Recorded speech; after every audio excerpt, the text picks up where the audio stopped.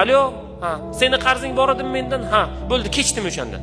Deydi-da qo'yadi. Birodar, kechishlikni ham chiroyli suhbat bilan qiling. Keling, yana pul bering unga. Sen muhtojsan deng. Yana shuncha bering. Va bunisi ham oldingizda ham qarz emas, senga ehson deng. Nega? Nega deysizmi? Birodar, siz gunoh qilyapsiz.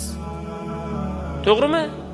Sizni namozdan qarzingiz bor, ro'zadan qarzingiz bor, Allohning oldida qarzdorsiz.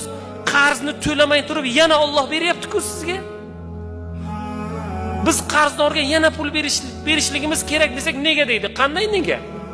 Siz o'sha holatdasiz-ku o'zingiz. Qarzingiz mana shu yeringizgacha to'la olmaysiz uni. Bir umr ibodat qilsangiz ham to'la olmaysiz Allohga. Alloh yana beryapti-ku. Siz birodar, qarzdorni haqqoniy ravishda u muhtoj bo'lsa chaqiring.